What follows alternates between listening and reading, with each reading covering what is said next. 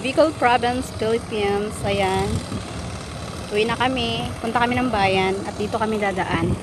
Ayan. Dito po ang aming location. Hi, ito yung ano namin, going home.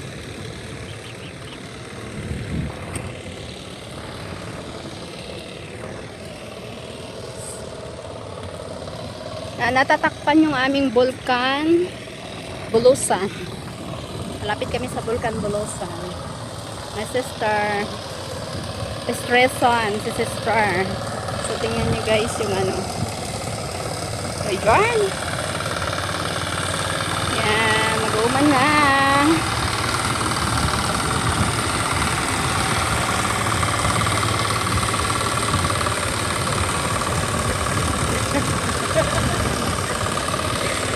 Pinapinawa ka.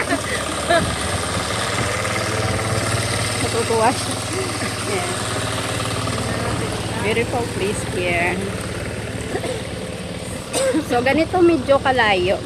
Medyo may kalayuan, pero worth it naman yung lakad kasi feel na feel mo yung, ano, yung nature. Kapag dumadaan ako dito, lagi kong nadadaan yung bahay na to. Sana ganito yung bahay ko. Ang ganda siya. Ayan. Mapapasana all ka. Maganda siyang bahay. Mapapasana all ka talaga. Ayan po. Yung harap niya. Maganda. Sana ganito ang bahay ko. Ayan. Tapos, perfect view. Ayan yung view. Diba? Ayan na. Ano yung kaya eh? Ano po kaya yung, yan yung bahay. Pag dumadaan kami dito sa gitna ng palayan. Ganda, diba? Tapos, perfect yung view pa yan. Medyo malayo pa yung lalakarin. Tingnan nyo. Ayan. Ganyan, medyo kalayo pa yung lakarin namin. Tagal-tagal pa, pero okay lang. Wala tayong magagawa. Buhay dito sa amin ganyan. Ganito yung buhay namin sa province. Simple living here in the province of the Philippines. Yum yum.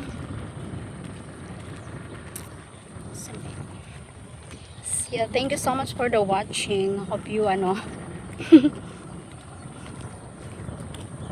Ayan, sarap ng hangin. Sarap maglakad.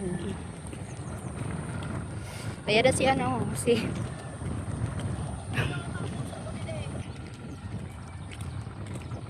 simple living here in the province of the Philippines. So, medyo ganito kalayo yung nilalakad namin, mga 30 minutes. So, medyo late realization lang kasi nag-video ako sa gitna na, alanganin na. Medyo malapit na. So, yan. See you next vlog. Thank you for watching. Bye! Seryoso ang aking sister. Masyado siyang seryoso sa buhay. Marami siyang pinagdadaanan. So, chill, chill.